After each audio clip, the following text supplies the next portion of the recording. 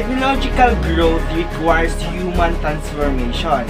It is our responsibility to learn and to discover how this endless outlet can be beneficial to everyone. Hi, my name is Jeffrey Okadunugan, and I am with Mikey Angel Crave, Kim Lagdao, Jemery Aquilino, Catherine Abadejos, RJ Riquina, and Luis Izdiano. And we are excited to share with you all our pre-recorded presentation about the problems that are arises in technology education, its solution, and what implication do we propose in the University of Southeastern Philippines. Ay, okay.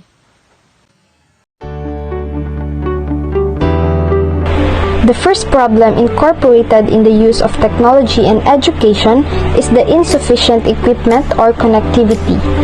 According to Johnson in the year 2016, the most fundamental step toward effective technology integration is to ensure that all students have access to the equipment they need to run in educational computer applications. Consistent usage of instructional technology is not possible if computer lab time is limited to 1 hour per week. The survey that had been conducted to selected schools by Habibu in the year 2012 in the research study, they had been identified that one of the problems to ICT implementation in educational institutions include the shortage of computers and insufficient simultaneous internet connectivity. For example, computers were very few and most of the time they were being used by other students, leaving the rest of the students in a dilemma. Poor studying habits. According to CAR age 2019, complete reliance on computers leads to poor study habits, instead of completing issues in a traditional approach that helps them to obtain an in-depth understanding of these subjects. Many students keep surfing websites to find the quickest possible solution to solve difficulties. The second problem is the inadequate training. Teachers will not be able to use new technologies to their full capacity unless they receive good professional development on them. Teachers were found to be lacking in knowledge and abilities, which is why insufficient professional development and training is the most common explanation for the absence of technology implementation in the classroom, according to the research study conducted by Ertmer and his co-researchers in the year 2012.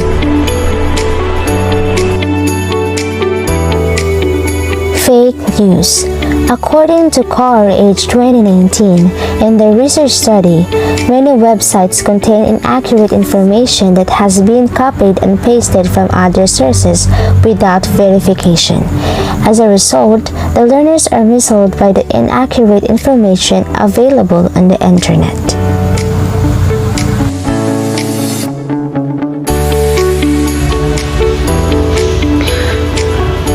Despite the widespread belief that classroom technology generally improves students' academic achievement, much reliance on technology seems to severely affect students' competencies in three skills, namely reading, writing, and arithmetic. Carr accuses technology of causing our minds to be shallow and asserts that students who read linear texts have better understanding and stronger memory than those who read via the internet. Technologies also promote texting and has negatively impacted students' ability to write full sentences with no fragmentation or awkward punctuation. And Hosman also stipulates that classroom technology drastically affects students' ability to write, notability when it comes to spelling and punctuation, grammatical accuracy, proofreading, critical thinking, and respect of coherence and linearity. And as far as math and arithmetic are concerned, reliance on technology in teaching this subject involves a plethora of potential risks. Using technology in math, specifically using calculators, is very real because calculators are generally numerical in nature. Students may not acquire solid conceptual understanding. Their view of mathematics will be probably more procedural, and accordingly their problem-solving skills may be limited. The use of technology in teaching these subjects is not only helpful, but must also constitute a hindrance to flourishment of students' analytic reasoning.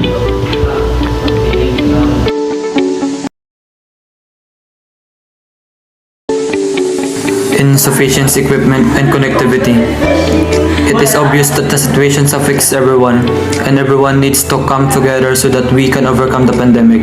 However, we must not allow the situations to compromise the quality of learning for those whose hands the future of our country lies. These are the opinion and suggestions for improving online learning. Systemic solutions from the Ministry of Education and Science and the Bureau of Development of Education should develop well-designed platform with a specific given curriculum, as well as a fair and effective way of assessment. Vulnerable families should be supported so that they have the means to acquire equipment and skills to be able to support their children in online. Students and young people should be consulted. Future decisions should also take into consideration how students feel, their views, their condition and needs. Students should have access to materials without feeling discriminated against, left to feel helpless when they have questions, or unheard when they have an opinion or request. Students should not be assessed with numerical grades, rather descriptively, as the situations involve a more purposeful approach and definitely required. By including representatives from multiple areas and evaluating and sharing their experience about what worked well and what didn't, it should consider the problems and solutions faced by student parents and teachers. Achieve compromise, because only together and will join force we can get the best result out of this whole situations. Students at USIP are not immune for this problem of insufficient equipment and connectivity, which is particularly evident in this online learning environment. As a result, it should be addressed to the school for deliberate consideration. They may not be able to provide a direct solution, but a simple consideration would be greatly appreciated by a large number of students. We could do surveys for students about this topic, and they want to tell the school about it. As part of orienting the school of these issues, following that, we might submit the survey result in order to gain support for this effort, which will benefit both the schools and its students. Most educators have interest in knowing the role of technology in developing the learning of the student, although many are still not prepared to use digital tools in class. Access, Advocacy, and Equity in Education Technology, published by the National Education Association and the American Federation of Teachers, gives several high suggestions in fighting inadequate training in using technology. They also give 5 steps to improve technology integration in our classrooms. First, innovate what you already have. According to Carlton, he stated that it is not all about the stuff that we have, but it is about making connections and working what we already have. Next is seek out free, easy to use digital resources. You don't need a lot of tools to complete a technology-based projects with your students. All you have to do is to build a vision and jump in what you have. The third is overcome your fear to the unknown. Teachers must see their colleagues on how to teach in the different ways in order for them to have a new practice to take hold and in order for them to develop their learnings about using technology. Next is start with small, fast projects that enhance learning. Educators must start with something that is familiar to them and close to what they're already doing. And after that, they must find something that can help them using technology and relating on what they already teaching. Lastly is learn with your students. According to Martinez, as an educators, we must also learn from our students when in terms of using technology. The teachers must learn about technology in the scope of their own class with their students, from them to develop the usage of technology in the classroom. At the end of the day, all we're gonna do is to do our best as we can with all we've got. Because when we achieve the best result, that means that it is the evidence that we are working to innovate and develop. Okay. Poor studying habits. Students think of studying more like a chore and a task due to the fact that they were not able to recognize or encounter interesting and fun ways of effective studying. There are two main factors that may affect or disrupt our focus towards studying, named as conscious and the subconscious blocks. The conscious blocks are the visible ones, like television, social media, and an unhealthy studying environment. While the subconscious factors, on the other hand, are the non-visible or the non-obvious ones. This may be caused by a lot of factors, but self-doubt, anxiety, fear, failure, and depression are the primary examples. Here are some tips on how to develop your studying habits according to Zigara 2019 in her Improve Your Study Habits article in the Florida National University. First one is to find a good studying spot. Avoid your phone when studying. Stay away from social media.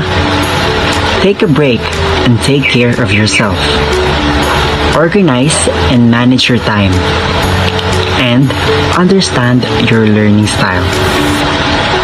USAP students are not exempted towards this issue. Therefore, interventions and implications regarding this matter should be addressed like how a certain issue is conveyed. The school may provide programs and embed tips on the academy's curriculum. Because according to M. Shorhill et al. 2015 on their study entitled Investigating the Effectiveness of Collaborative Learning in Using the Snowballing Effect Technique, effective learning should be an interaction which needs a certain amount of the students and the help of the university and the teachers. It should be a collaborative effort and not just a spoon-fed exchange nor a canoned way of teaching. Ay mas okay. Misleading information. Fake news is one of the serious problems we face right now, and it can deteriorate every learner's mind, and also it creates distractions. And how can we address this problem? According to Fix 2018, first is teach awareness in how the internet works. Second is fact-checking website. Third is source evaluation techniques. And lastly, teach advanced search techniques. This is one of the great examples that the educators and the mentors, teachers are one of the vital ways in providing us information. How can we use internet and e-learning platforms safely? In the other countries' approach, they are applying a relevant revision of existing civil and criminal, administrative, and other law regulating the media, election, and anti-defamation, specifically in Canada, Japan, Sweden, and other countries of the United Kingdom. In addition, enact new and more focused legislation that imposes sanction of social media network that spread fake news, and moreover, identifying and blocking fake news, providing fact-checking resources for the general public, and lastly, educating citizens about the danger of fake news. Ay, pinaka-okay. Deterioration of student competency in reading, writing, and arithmetic. We all know that technology gives us the power as a learner to be creative, innovative. On the other hand, it deteriorates our mind, resulting to low level of reading, writing, and arithmetic competencies. Wilkins 2014 provides a list of recommendations on how to handle technology in a way that not be threatening to students. First is making sure that learners interact with each other even when immersed of digital world. In addition, devising activities which necessarily promote communication and collaboration.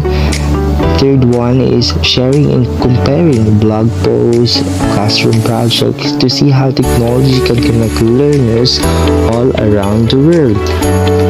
And the next one is encouraging tech-savvy students to design interactive content that can be enrich their course and their talent.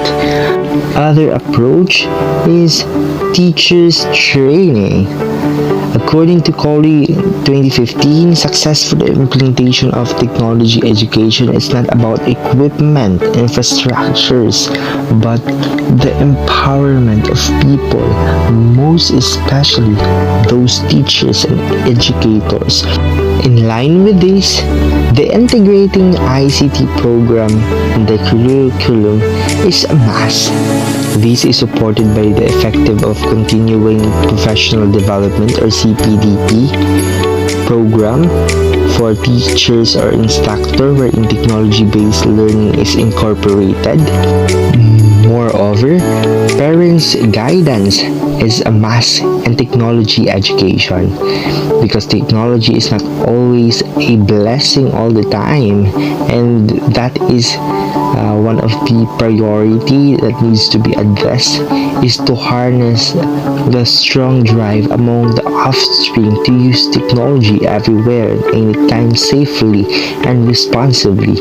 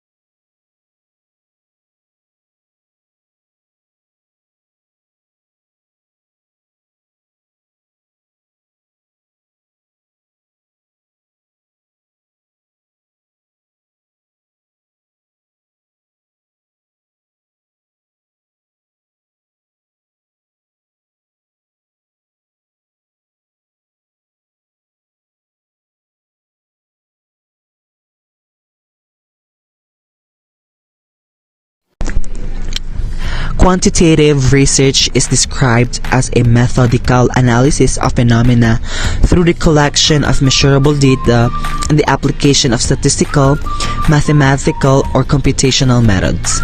We will use this research in order for us to gather information about the students and the teachers who are involved and experiencing this kind of issue. We will interview them to answer all the problems and to provide solutions to this concern. The second one is the qualitative research.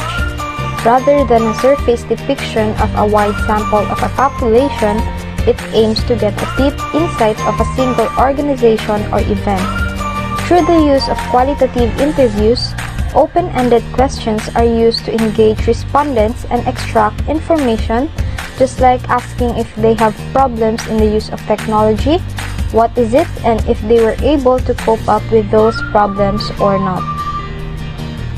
The third suggestion proposed is symposium seminars. After we are gathering all of those datas coming from our research, qualitative and quantitative, that is the time that we have a strong evidence to present in the USEP administrator for them to be able to support us in doing this program. symposium seminars. According to Merriam-Webster Dictionary, is a formal gathering at which multiple experts offer brief talks on a topic or related issue and collect suggestions from the listener. In addition, this serves as an excellent device for informing an audience, catalyzing opinion, and generally preparing the listeners for arriving at decision policies, values, judgment, and understanding. Empower teachers to power up technology. This is one of the great examples that we need to have a proper training for our catalyst of change in the community, which is the teacher. And as in line with the 21st century learning, wherein technology is one of the great platform in education, we need to empower them, equip them with skills and also knowledge for them to be able to be effective teachers. With the advancement of technology in the 21st century, social media played a very crucial role towards influencing people all over the world, most especially the youth. Therefore, using it as a tool to spread knowledge and ideas regarding certain issues and how it can be resolved can be very accommodating towards spreading information.